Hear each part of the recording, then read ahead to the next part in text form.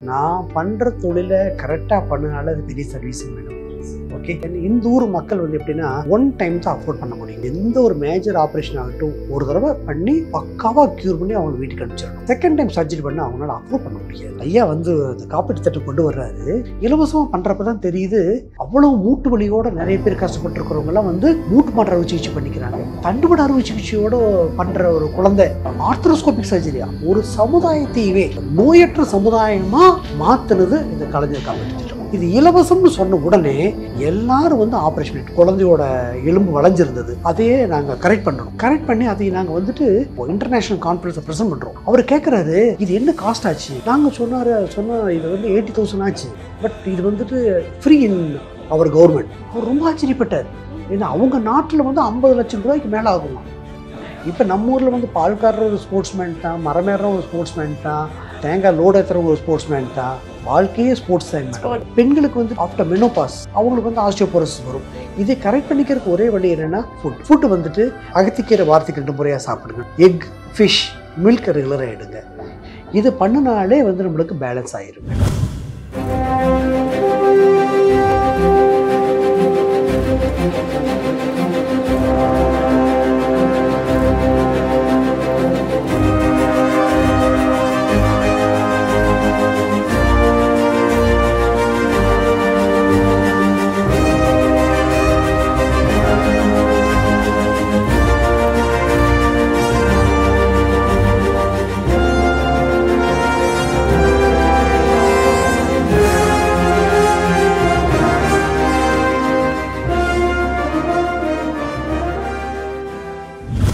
So standard 5 years அப்படின்னு சொன்னால் இனி வந்து ஆராதனால இனி நம்பி நம்ம மக்கள் எல்லாமே பாரு என்ன மாதிரி ஒரு கிளாஸியான ஸ்டாண்டர்ட்லாம் மெயின்டைன் பண்ணுறாங்க அப்படின்னு இருக்கும். ஐ திங்க் இது வந்து சில விஷயங்கள் மெட்ரோ சிட்டிலே இல்லாத ஒரு விஷயங்கள் நீங்கள் வந்து இங்கே ஸ்டாண்டர்டாக நீங்கள் வந்து பண்ணியிருக்கீங்க. இட்ஸ் ரியலி ரொம்பவே ஒரு கிளாஸான ஒரு விஷயம். 50-60லேயே இன்னைக்கெல்லாம் வந்து முட்டி வலி, முட்டி தேய்மானம் இதெல்லாம் வந்து ரொம்ப காமனாக எல்லாரும் பேசுகிற விஷயம். இதுக்கு என்ன ரீசன் இருக்குது சார்? என்ன சிகிச்சை இருக்குது? ஏன் இந்த ரீசன் வருது? முக்கியமான காரணம் வந்துட்டு மெக்கானிக்கல் அலைன்மெண்ட் சேஞ்ச் ஆகிறதுனால தான் அவங்களுக்கு இந்த பெயின் வருது. இது சம்திங் லைக் காரில் அலைன்மெண்ட்டு சேஞ்ச் ஆச்சுன்னா சக்கரம் தேயுதுன்னு நம்ம கேள்விப்பட்டிருப்போம். அப்படி தேஞ்சுன்னா நம்ம போயிட்டு நம்ம அலைன்மெண்ட் ரீசெக் பண்ணுவோம், வீல் அலைன்மெண்ட் சேஞ்ச் பண்ணுவோம்.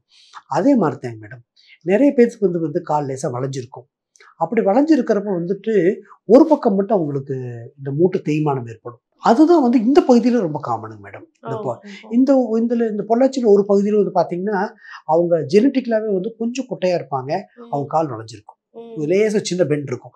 அவங்கெல்லாம் வந்து வெறும் ஏர்லி ஏஜ்லேயே வந்துட்டு இந்த மூட்டு வலிக்கு வருவாங்க.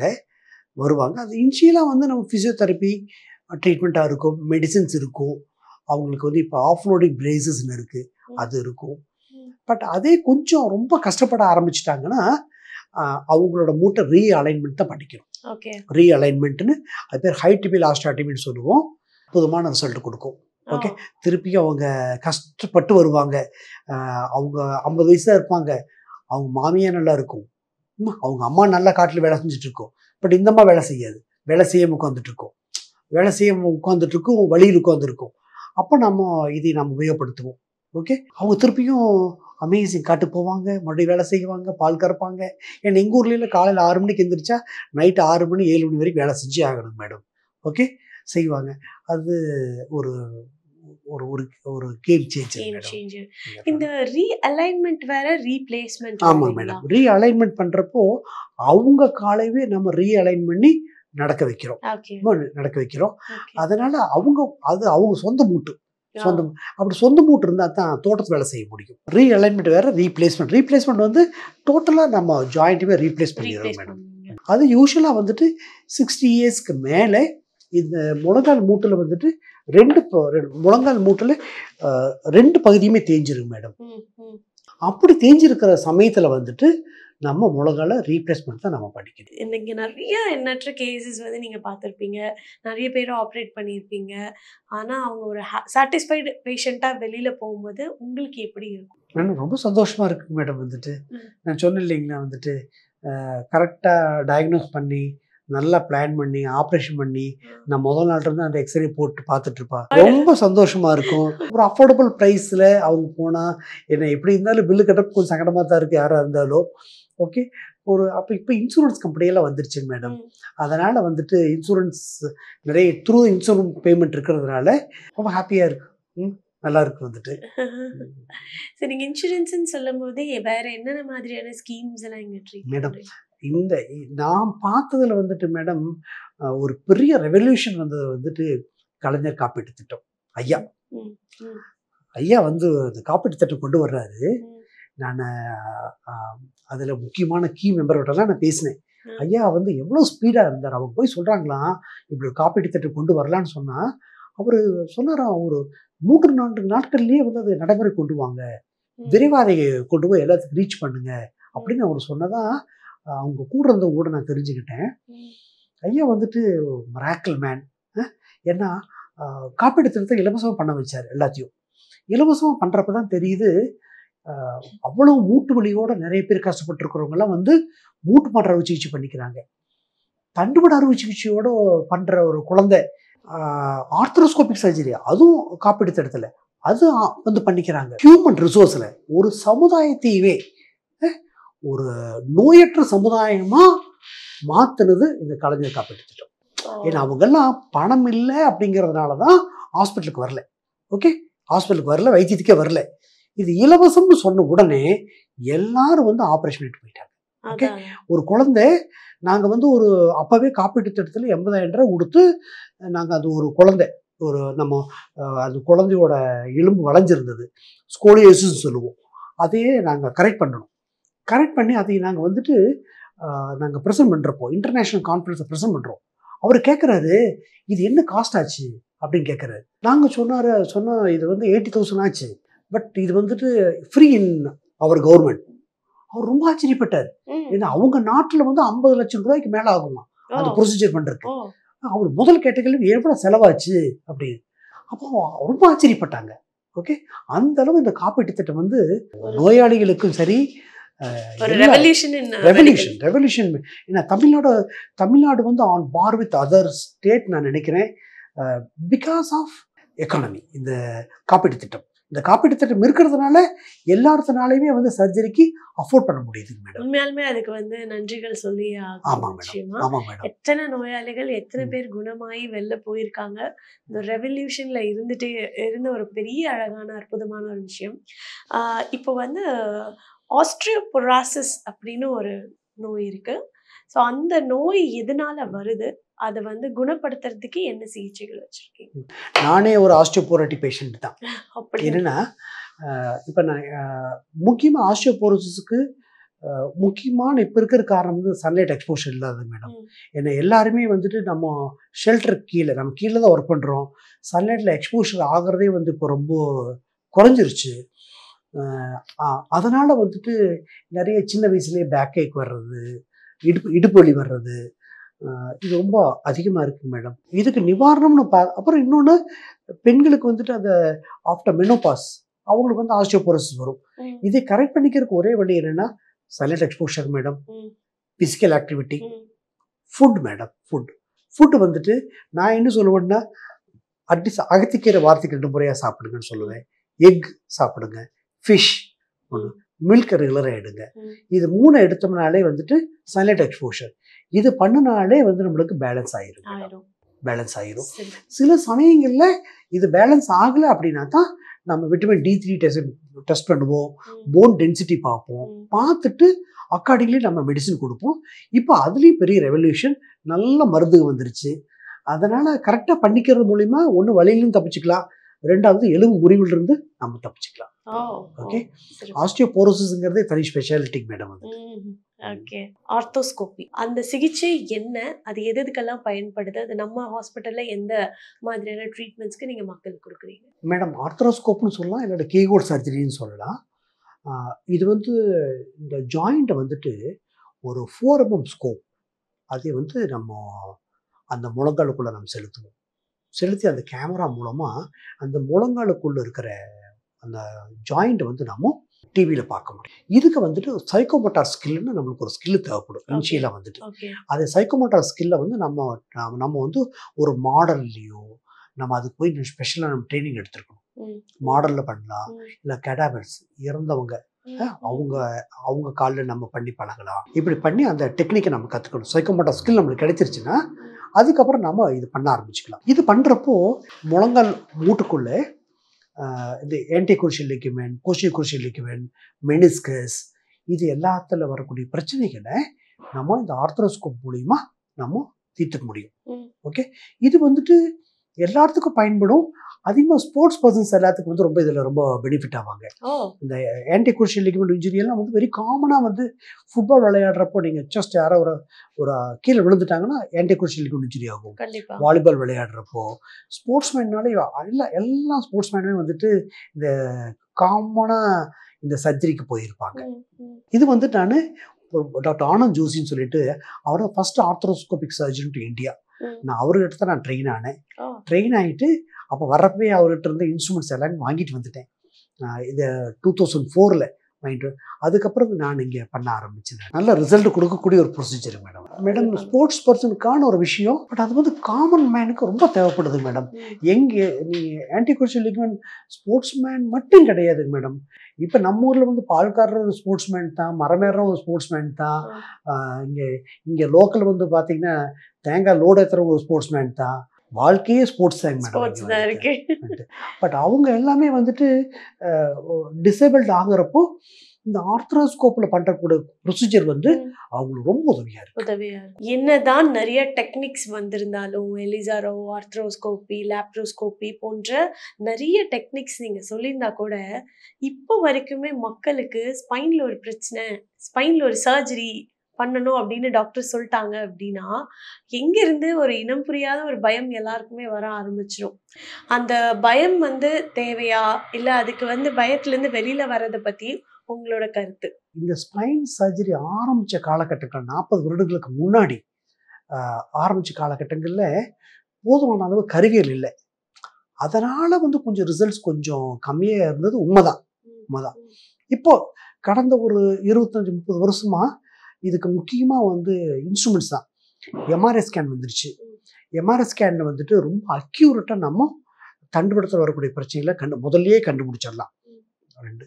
ரெண்டாவது வந்து இமேஜ் இன்டென்சிஃபையர்னு சொல்லுவோம், சியா மிஷின், அது வந்துருச்சு. அது வந்து எந்த இடத்துல நம்ம ஆப்ரேட் பண்ண போகிறோங்கிறத ரொம்ப அழகாக லொக்கேட் பண்ணி காமிக்கும்.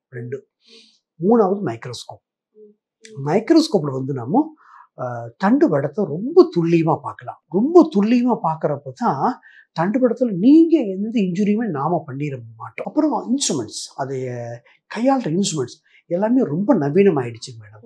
அப்படி ஆனதுனால அது வந்து இப்போ வந்து ஸ்பைன் சர்ஜரி வந்துட்டு சொல்லப்போனால் 99 to 100% சக்ஸஸ்ஃபுல்லான ஒரு ஆப்ரேஷனாக மாறிடுச்சு. பட் இது வந்து முழுக்க டெக்னாலஜி தான். அப்புறம் சர்ஜன்ஸ் நாங்களும் என்ன ஆனோன்னா நல்லா பண்ணி பண்ணி பண்ணி பண்ணி ட்ரெயின் ஆகிட்டோம். அது இல்லாமல் இங்கே பொள்ளாச்சி பொறுத்த வரைக்கும் என்னென்னா, பொள்ளாச்சியோட ஒரு பகுதி என்னென்னா தென்னமரம் ஏறுறது.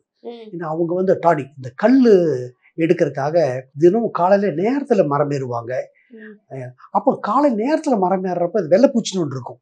அது என்னன்னா அந்த ஓலையை பிடிச்சாங்கன்னு வலிக்கி விட்டுரும். வலிக்கி விட்டு என்ன பண்ணா கீழே விழுவாங்க. கீழே விழுந்தாங்கன்னா முதல்ல உடையிறது தண்டு வடையில இருந்து உடையும். ஓகே, அது இந்த பொள்ளாச்சி பகுதியில் வந்து ரொம்ப காமன். அப்போ வந்து பார்த்தீங்கன்னா ரொம்ப தண்டுவடை எலும்பு உடைச்சதுன்னா அப்போ அவங்கள வந்து அறுவை சிகிச்சை செஞ்சு தான் அவங்கள திருப்பி நம்ம ரெக்கவர் பண்ண முடியும். பட் அவங்க ரெக்கவர் ஆகிட்டு திருப்பி அந்த வேலைக்கே போயிடுறாங்களே, விழுகிறாங்க, தண்டுவடை உடைச்சதுக்கப்புறம் வந்துட்டு அது பின்னாடி அது ஒரு ராடு மூலமாக நம்ம அதை பொருத்தி முடிச்சதுக்கப்புறம் பார்த்தீங்கன்னா அடுத்த நாள் நடக்க ஆரம்பிச்சுக்குவாங்க. ஒரு 60 நாளில் கொஞ்சம் பெட்டர் ஆவாங்க. 3rd month 4 month திருப்பி கல்லுமரம் ஏறுறாங்க, திருப்பி அவங்க அந்த வேலையை கன்டினியூ பண்ணுறாங்க. அதனால தண்டுவடை அறுவை சிகிச்சை வந்து இப்போ ரொம்ப ரொம்ப நல்லா டெவலப் ஆயிடுச்சு. பொள்ளாச்சியில் நீங்கள் ஏற்கனவே நிறைய மக்களுக்கு வந்து நிறைய விஷயங்கள் செஞ்சுட்டு இருக்கீங்கன்னு சொன்னாங்க. சின்ஸ் டு திஸ் ப்ரொஃபஷனில் நீங்கள் இருக்கிறதுனால இந்த CSR activity corporate social responsibility அப்படின்னு சொல்லுவாங்க. அந்த மாதிரியான சேவைகள் நம்ம ஹாஸ்பிட்டல் ரீதியாக மக்களுக்கு எப்படி செஞ்சுட்டு இருக்கீங்க? இந்த சிஎஸ்ஆர்னு சொன்னாலே நான் என்ன சொல்லுவேன்னா, நான் பண்ணுற தொழிலை கரெக்டாக பண்ணினாலே அது பெரிய சர்வீஸுங்க மேடம். சூப்பர். ஓகே, நான் பண்ணுறத சின்சியர். இந்த ஊர் மக்கள் வந்து எப்படின்னா ஒன் டைம் தான் அஃபோர்ட் பண்ண முடியும். ஓகே, எந்த ஒரு மேஜர் ஆப்ரேஷன் ஆகட்டும் ஒரு தடவை பண்ணி அவங்கள பக்காவாக க்யூர் பண்ணி அவங்கள வீட்டுக்கு அனுப்பிச்சிடணும். ஓகே, செகண்ட் டைம் சர்ஜரி பண்ண அவங்களால அஃபோர்ட் பண்ண முடியாது. அதனால் நம்ம வந்து டீம் கரெக்டாக இருக்கணும், டெக்னிக்கலி ரொம்ப சவுண்டாக இருக்கணும். அதையே ரொம்ப நல்லா பண்ணனால அதே பெரிய சர்வீஸுங்க மேடம். ரெண்டாவது, குளோபலில் எதெல்லாம் லேட்டஸ்ட் டெக்னாலஜி வருதோ அந்த லேட்டஸ்ட் டெக்னாலஜி வந்துட்டு நாம் இம்மீடியட்டாக நம்ம தெரிஞ்சிருக்கோம். தெரிஞ்சு அதை வந்து எங்கள் ஊர் மக்களுக்கு ரீச் ஆகிற மாதிரி அதை நாங்கள் மாற்றிருக்கணும். அதனால் வந்துட்டு நம்ம ரெகுலராக அப்டேட் பண்ணிகிட்டே இருக்கணும். அப்டேட் பண்ணி நம்ம பண்ணுறப்ப தான் நம்ம காஸ்ட்டை குறைக்க முடியும். அது எளிமையாக எல்லா இடத்துக்கும் போய் அது வந்து நம்ம சேர்ற மாதிரி நம்ம அது பண்ண முடியும். இது இல்லாமல் நாங்கள் என்ன பண்ணுறோம்னா கேம்ப்ஸ் நடத்துகிறோம், ஹெல்த் கேம்ப் நடத்துகிறோம். இது வரைக்கும் நாங்கள் ஒரு 500 கேம்புக்கு மேலே நடத்திக்கிட்டோம். அது எப்படி ஹெல்த் கேம்ப் எப்படி யூஸ்ஃபுல்லாக இருக்குன்னா, நிறைய பேர் அவேர்னஸ் இல்லாமல் இருப்பாங்க. அவங்க அந்த இடத்த அவேர்னஸ் கிரியேட் பண்ணுற மாதிரி இருக்குது. சில வயசானவங்க வந்து ஹாஸ்பிட்டலுக்கு வர முடியாது. அவங்கள அந்த இடத்துலையே நம்ம மருந்துகள் கொடுக்கறதுக்கு அந்த இடத்துலையே அவங்களுக்கு பண்ணுறதுக்கு உதவியாக இருக்குது. அப்புறம் அவங்க பாதிக்கப்பட்டவங்களை இங்கே கூட்டிகிட்டு வந்து நாங்கள் வைத்தியம் பண்ணி அதுக்கப்புறம் திருப்பி அனுப்பிச்சி வைக்கிறோம். அடுத்து இன்னொரு ஆக்டிவிட்டி நாங்கள் இப்போ புதுசாக பண்ணுறதுன்னா ஆக்சிடென்ட் ப்ரிவென்ஷன். இந்த ஆக்சிடென்ட் ஆகாமல் பார்த்துக்கிறது. அப்போ அதில் வந்து எங்களோட ரோல் இப்போ நாங்கள் கூடுதலாக நாங்கள் பண்ணிகிட்ருக்கோம். நிறையா கிளப்ஸு, ஸ்கூல்ஸு இதுலெல்லாம் நாங்கள் போயிட்டு ஆக்சிடென்ட் ப்ரிவென்ஷனுக்காக நாங்கள் கிளாஸ் எடுக்கிறோம். ஒன்று. ரெண்டாவது, பேசிக் லைஃப் சப்போர்ட் கோர்ஸ்னு ஒரு கோர்ஸ் நாங்கள் வச்சுருக்கோம். அது எப்படின்னா, நம்ம இருக்கிறோம், யாரோ ஒருத்தர் மயக்கம் போட்டு விழுந்துட்டாங்க, ஒரு எமர்ஜென்சியாக வந்து நம்ம எப்படி ஆக்ட் பண்ணணும். ஓகே, எப்படி ஏர்வே, ப்ரீத்திங், சர்க்குலேஷன் அது 3ஆக பிரிச்சுட்டு நம்ம அப்போ அந்த கோல்டன் ஹவரை நம்ம 108 ஆம்புலன்ஸ் வர வரைக்கும் நம்ம எப்படி அந்த பேஷண்ட்டை நம்ம என்ன பண்ணணும் அப்படிங்கிறத வந்து நாங்கள் எல்லா பக்கம் நாங்கள் கிளாஸ் எடுத்துகிட்ருக்குறோம். அதுக்கு ஒரு டீம் ஃபார்ம் பண்ணியிருக்கோம். யாரெல்லாம் கேட்குறாங்களோ அவங்களுக்கு நான் பண்ணி கொடுத்துட்ருக்குறோம். அதை தாண்டி இப்போ ஒரு பேஷண்ட்டுக்கு வந்து ட்ரீட்மெண்ட்டுக்காக ஹாஸ்பிட்டலில் வராங்க அப்படின்னா அந்த ஹாஸ்பிட்டலோட ஒரு என்வரான்மெண்ட் வந்து ரொம்பவே முக்கியம். ஸோ அந்த ஹாஸ்பிட்டலோட என்வரான்மெண்ட், அந்த ஒரு ஹைஜீன் மெத்தடாலஜி இது எல்லாம் எப்படி நீங்கள் மெயின்டைன் பண்ணுறீங்க, அதை பற்றி கொஞ்சம் சொல்லுங்கள். முதல்ல இருந்தே வந்துட்டு எனக்கு இந்த ஐஎஸ்ஓங்கிற வார்த்தை ரொம்ப பிடிக்கும். எனக்கு 5 இயர்ஸ்ங்கிறது ரொம்ப பிடிக்கும். 5 இயர்ஸ் நான் வந்து 5 இயர்ஸ் வந்துட்டு நான் ரொம்ப ஃபாலோ பண்ணுவேன். எல்லா சாமானும் அதே அந்தந்த இடத்துல இருக்கணும். நான் ஆர்கனைஸ் பண்ணி கொடுத்துருவேன். ஒன்ஸ் ஆர்கனைஸ் பண்ணி கொடுத்துட்டேன்னா அந்த சாமான் அந்த இடத்துல தான் இருக்கணும். அவங்க வர்றவங்க என்ன பண்ணுவாங்க, டெய்லி செக் பண்ணுவாங்க, க்ளீன் பண்ணுவாங்க. முதல்ல வந்த உடனே ஒரு 10 நிமிஷம் அதுக்கு எடுத்துக்குவாங்க.